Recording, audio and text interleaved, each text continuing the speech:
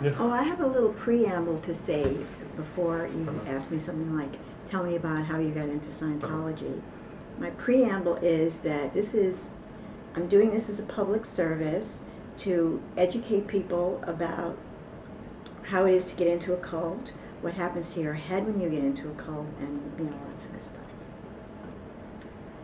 And I'm going to try to explain how, give you like an inside cross section of my brain, of how like a brainwashed person's brain is, for people who haven't been, so they can kind of know about it and stay away from that shit.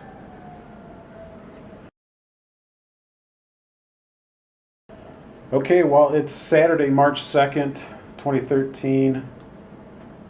Talking to Simi Valley, ex-Scientologist, and Simi. I guess we could just start with how you got in, what your initial interaction with Scientology was, what year, where you were, that kind of thing. Time, place, form, event. Exactly. Like an OW write-up. Okay, well, did you get my preamble? Yeah, it's on video. My little shtick that I said. Okay, good. It's okay to say shit and fuck, right? Because I'm a New Yorker, so that shit happens. Okay, so it was 1978, and I was living in New York City, and I had grown up in New York. I was like a young adult, still kind of naive, and having been raised Orthodox Jewish, I was pretty sheltered in the first part of my life, and I had seen the Dianetics booksellers on the street, like a few years, like maybe around 1975, even 1976. And I'd seen them around, and I thought, I gotta stay away from those motherfuckers. It's okay to say that word, right? Because say whatever you want. Yeah, because that's how I talk. It's New York. So that was my first impression. Stay away from those Dianetics booksellers. But a few years later, I met a guy. Well, I had actually known him for a couple of years. And this was a musician, and it was someone who I thought was very intelligent and was a great musician, and so I respected this person. And that person was like, in what Scientology refers to as an opinion leader, someone whose opinion you respect and admire, blah, blah, blah.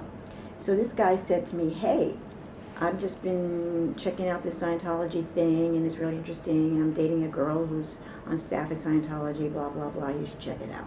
So I checked it out, and against my better judgment, I got involved with them. So let that be a warning to all you people out there who have not gotten into a cult. When your gut says no, you should listen to your gut, because my first gut impression of Dianetics was stay the fuck away from them. So everybody... I've heard others say that as well. I think Tori Magoo said the same thing, that her initial instinct was to stay away, but for whatever reason. Yeah. Now, in my case, I had been raised Orthodox Jewish. I went through my rebellious phase with my mom, because I felt like she had really shoved Orthodox Judaism, down my throat. I didn't want it. I had been checking out other spiritual things. I had studied astrology and dabble in occult type things that interested me very much. And then this thing said, kind of, because my friend, the musician, was also checking out a few other things like Ekankar and just a few other weird and different practices. I thought, what the hell, I'll try it out. So I tried it out. And this was in the summer of 1978 that I actually took a course in Scientology. It was called, the COM course, a course on how to communicate. And this was a course that taught a watered-down version of the TRs, or training routines. And the training routines are things that Hubbard invented, and they are actually a form of hypnotism, and we'll talk more about that later. But let's just say that I took the comm course. I started on it. I didn't understand why we were doing all these things because it was kind of weird. And nobody explained to us that this is basically how auditors are taught to run an auditing session. They run a session according to the communication formula that Hubbard claims to have invented. Okay. Well, I didn't really want to be there, and I thought this is really weird, and I was actually having sinus symptoms pretty intensively, and it was kind of keeping me from being on course. So I called the soup up, that's the supervisor, and I said, I can't come today because I'm having like a sinus condition and all this stuff. So I said, come in anyway, and we'll handle it. So I said, okay, fine. So I came in, and I came into the org that day, and this was the New York org, not in its present location, but its previous location, which was adjacent brownstones on West 74th Street on the Upper West Side of Manhattan. And I came into course, and I was sent to ethics. And the ethics officer showed me some stuff in a book about the social personality and the antisocial personality, and had me read these things. And then I was asked if there's anybody in my life or in my environment who is doing any of these things. And I thought of my voice teacher, the guy I was currently taking voice lessons with, who was extremely invalidative and said kind of things, well, he just was like that. And it was suggested to me that I disconnect from him. And I thought, oh, well, that's kind of interesting because he is implying that my voice is really small and I can't really sing very well. So why should I continue studying with him? So I ditched him, and the symptoms disappeared. So I thought, whoa, this shit really works. I was really impressed because it made my sinus condition go away. And so, okay, so I was sort of like trying out Scientology in my mind, and I thought, okay, well, that part was really, really good. And then I decided to take a vacation for a while because I wasn't really feeling it with that course, the communication course, because you had to just repeat all these exercises over and over and over again. I wasn't really, I thought this is crap. I thought it was crap, and I said, you know what, I'm not going to do this. And then I remember I had to prepare for a wedding that summer because I was going to sing at the wedding, and the wedding was in Boston. And so I figured, let me just bail and work on my music stuff. And so I kind of put Scientology on the back burner. But then something happened towards the end of 1978 that I forget exactly what it was, but I kind of freaked out over something, and so I went back there. And I took another course this time. I told them I wasn't really feeling the comm course, and so they put me on some other course, which I had some little win, some little good thing that happened, and so, wow, I thought, okay, I'm kind of liking this thing. It's kind of weird, but I'm kind of liking it. And so here's what happened, and I want everybody who's watching this to take note of this, because this is where the mind fuck sets in. Hubbard is presented to you as a god. He's privy to all this information that he was genius enough to uncover, but other mere mortals, in quotes, couldn't figure out for themselves. So he's like, his word goes. He's like a guru. They didn't call him a guru, but I'm calling him like a guru because in Scientology, everything that he says is like the law, and nobody else had anything to do with creating Scientology. It was just Hubbard. And he talks about this in a policy letter called Keeping Scientology Working. And in short, it's called KSW number 1. Because there was a whole series of KSW policies, but that was the first one written. And he talks in there about how he came to, and guess what? Once you buy that, people, that's when the mind fuck starts for real. Because I put aside my own beliefs and the things I knew to be true, and I just said, okay, I'm gonna, this guy knows his shit, I'm gonna go and do what he says. And that's exactly when you open yourself up to being brainwashed. And Scientology is full of that because, oh, those are my boots squeaking. Sorry, I'm not gonna do that anymore. But yeah, that's when you start to get really, really mind fucked, is when you buy into this shit that, this guru knows more than you, and you are just some little insignificant cog in this big system, and he's the big guru and he knows all of this stuff. Of course he didn't know dick, but the church has a whitewashed biography of him with all these supposed accomplishments, nuclear physicist, decorated war veteran, blah, blah, blah, blah, blah, blah. And Scientologists don't do their due diligence. They don't check this shit out. They just buy it wholesale, which is, I know that I did, without checking it out. Of course, without the internet, it would have been a lot harder harder to go and check it out. But I suppose it could be done because we would go to the library all the time and we wanted information. So, the physical library, we didn't have like the information superhighway on our computers because the internet wasn't around then. Okay, so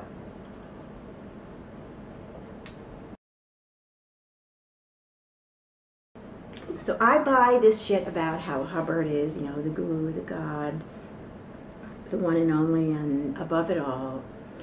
And I buy that. And so once I'm suckered in that way, that's when the mind fuck starts. Oh, and another thing, people, is that this group agreement, all the other culties who are in the cult with you, they all believe the same thing, and there is an extreme, extreme power in this group agreement thing. And everybody in your group believes the same thing. It just magnifies and amplifies the power, like infinitely almost. It just means like everybody's behind you, everybody believes the same crap. And the power of agreement is extremely important in a cult situation. So, did I answer your question about how I got in? Yes. Okay. Let me just think for a minute, because I want to say this up front. This is really important. The thing about the mind fuck and, Scientology is basically hypnotism. And you don't realize at the time, but you are being hypnotized. When you're doing the TRs, you're being hypnotized. When you're reading Hubbard's writings, you're being hypnotized. When you receive Scientology auditing, you're being hypnotized. The repetitive question. Scientology auditing is based on repetitive questions. And if you look in the tech dictionary, supposedly the idea behind repetitive questioning is that it allows the pre-clear, the PC, to look at something from different viewpoints until he has a realization about it and a new awareness. And that sounds well and good, but the real reason, I think, for all this repetitive questioning is that it's hypnotic, and it kind of sets you up for further hypnosis down the line when you buy more bridge and more auditing and more courses. The hypnosis thing deepens, and the mind fuck deepens, and the brainwashing deepens. Oh, cognitive dissonance, that's another point that I want to bring up. Cognitive dissonance is the ability that a logical thinking person has to realize when they're looking at a situation and one thing doesn't fit in with the other things, that, hey, like, what's up with that thing? It doesn't fit with the other things. But when you are in a cult, you kind of ignore the thing that doesn't fit. And that's when your cognitive dissonance becomes impaired. So impaired cognitive dissonance is a major factor in the life of a cultee. And let me give you an example. When I was new in Scientology, I knew that they had the Guardian's Office, which was the predecessor to OSA, the Dirty Tricks and Intelligence Division. And they were giving Paulette Cooper a lot of shit for this book that she had written, which was an expose on Scientology. They were doing all this stuff to her, they were harassing her, and I remember hearing early on that yes, it's okay to destroy or harass anybody because Scientology is such a wonderful thing. It's going to save the world. So if we have to do away with these ignorant assholes, then it's their problem because we're just doing our job of saving the world with Scientology. So when you think about, like, we heard of Jerry Armstrong and Larry Wallersheim in the subsequent years that I was in Scientology. I heard of them.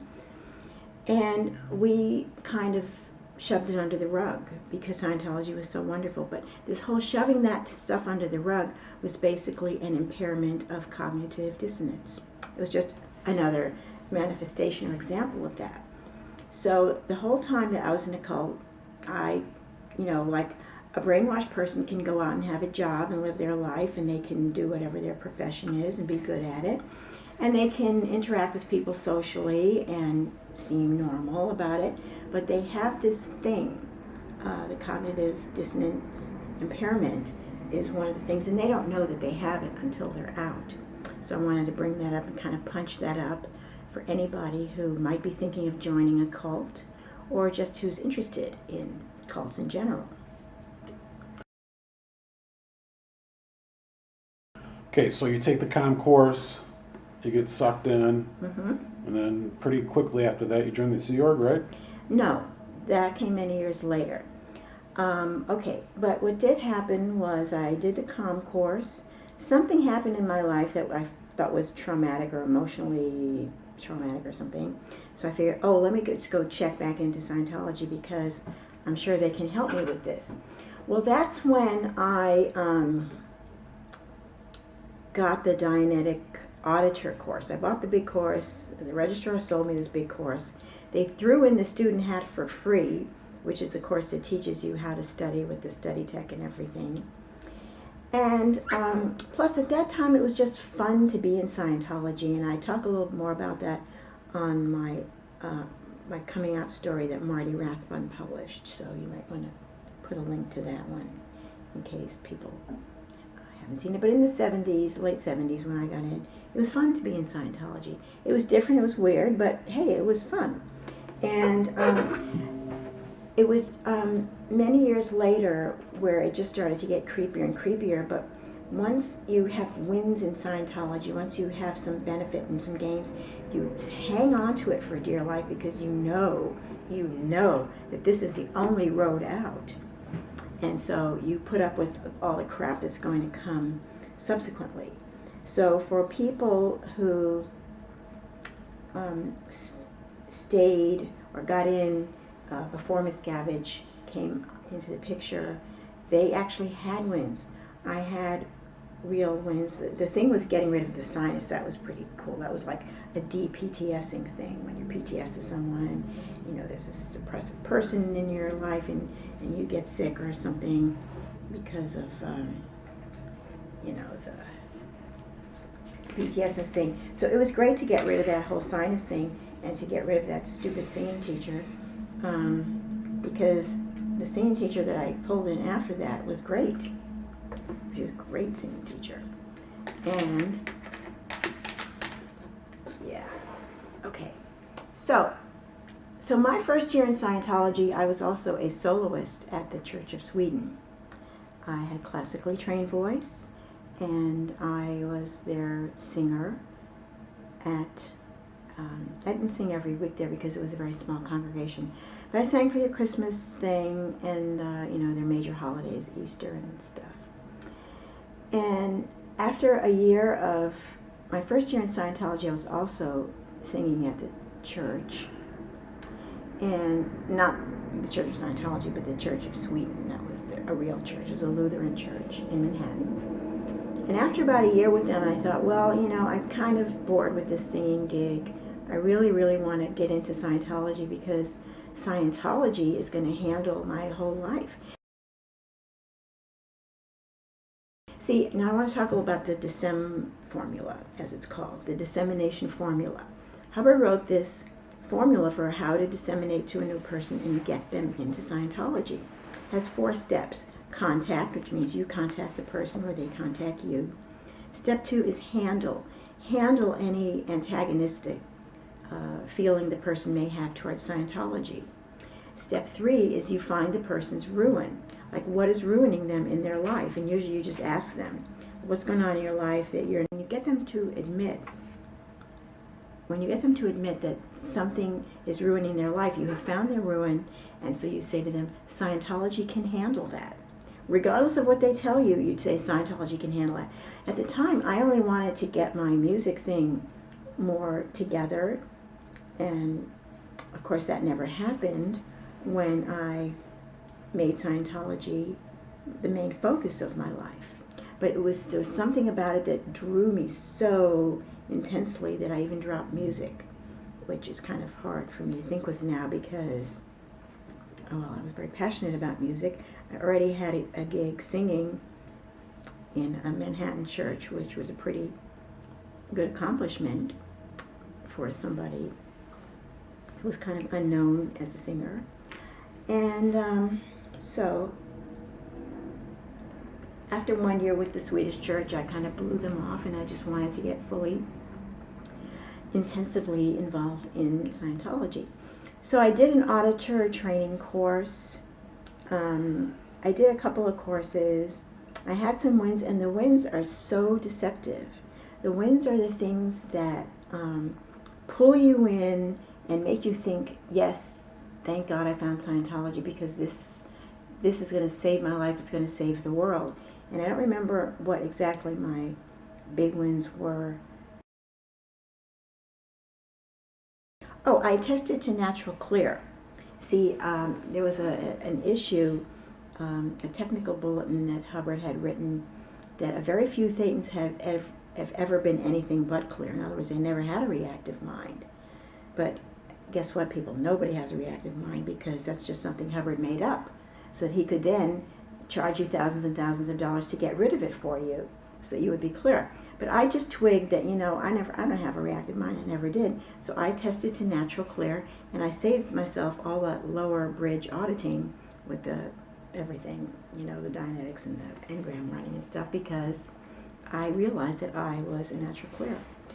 And of course, the whole, Tony Ortega and a lot of other writers are taking apart Dynetics right now, and it is known that Hubbard invented the reactive mind just as a means to make money, because he would sucker in people. It was a snake oil thing. He would sucker in people to take all these courses, get auditing, get rid of their reactive mind, and poof, they'd be clear. And so when you're clear, the big secret cognition is that you were just inventing or mocking up your reactive mind. You never really had it, because hello, nobody ever had it. Anybody walking down the street is a clear, because it's just an invented thing that he invented as a means to make a pile of money, which is why he started Scientology in the first place. Okay, so what was your next question? We're still trying to get you into the Sea Org. Oh, the Sea Org. Well, that was later. That was much later. Okay, so we're still in New York. Oh, dang, these boots are so squeaky. Okay. So I'm in New York, and I met a guy who became my significant other, and he was in the Guardian's office, and we moved to LA because he had to go back to LA. He was working on the stuff for the Guardian's office, and I thought, okay, I'll come to LA because it was a new adventure for me. And so in 1981, we packed up and moved to LA. Now, this guy, so he was doing his job for the Guardian's office. I was already clear, supposedly natural clear, because I had attested to that back in New York. So now that I'm in LA and I'm clear, well, hey, now it's time to do the OT levels. So I did the OT levels. And you went pretty fast then. It was pretty fast, yeah. So I did up to OT3, and I tested to OT3 in 1982. Yeah, in 1982. Yeah, 1982. And then once I was in LA is like a whole different trip from New York. It's a huge, huge field for Scientologists. People would come from all over the place to be in LA because it was just a huge field for Scientology. And once you get sucked in, you want more. And we'll put some links up about why Scientology is so addictive. I don't want to get into all of that right now. I have some of it in my notes. But let's just say for now that once you're indoctrinated and you're on the Kool-Aid and you're in the cult and you're brainwashed, you want more. Scientology is addictive, it is habit forming, and you know you're on the bridge to total freedom and there is no other future and blah blah blah. So hey, what the fuck, I'll just be in LA. So I moved to LA and I went up the bridge to OT3. Oh, let me say something about OT3 because this is a thing that really traps people once they're inside. On OT3, I lost a very painful physical condition. And yeah, it's kind of unusual to handle a physical condition on OT3, but whatever happens, happens. And that happened to me is that I lost this physical, it was very painful and very uncomfortable. And I did lose it auditing. I specifically audited it on OT3. Lost the physical condition and it never returned. And so this is like, 3 decades later, it was a thing in my neck. I was having a problem with my neck. And it stayed fine after that. So that was a huge, huge win for me. And that kind of made it obvious, very, very clear that Scientology worked, because I was able to handle that horrible, horrible, horrible pain in my neck, and it never came back. So then... What did you think of Zeno? Well, oh yeah, thanks for reminding me. When I first sat down to read the OT3 material, I was in the OT3 course room, and I opened This is at AOLA, right? AOLA, yes. And after the Keeping Scientology Working stuff that you read at the beginning of any course, when I started to read the thing about Xenu and the body thetans, my first thought is, you've got to be fucking kidding me. This has got to be a pile of horse shit. But, like I mentioned earlier, when a person is in a cult, their cognitive dissonance is impaired. And they are willing to say, yes, anything that Ron tells you is the truth. And it's got to be because he said it is. And I told you early on that early on in Scientology, I already put my own knowingness, my own intelligence, and I put that aside. That went on the back burner because the stuff that Ron had to say went on the front burner. He was the guru, and that made me just a little cog in the system because he was the big cheese. And so once that happens, you buy into this shit. And plus everybody else was, who was on the OT levels, they were all auditing this shit. And so the group agreement thing is very important. Everybody in the cult is doing the same thing, so they all believe the same shit, and they do the same shit. So yes, there I was exorcising hundreds and hundreds of non-existent entities and believing that it was real.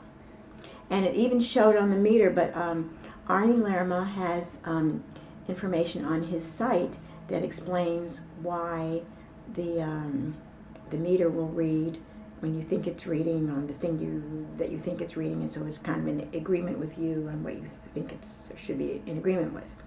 So if that all made sense to you, we'll continue. So yeah, so I had this huge win on OT3, so of course it became real to me, and I did believe all the thing about the body thetans and the clusters and all that stuff, because I had this huge win. That was a huge relief for me to get rid of that horrible neck thing.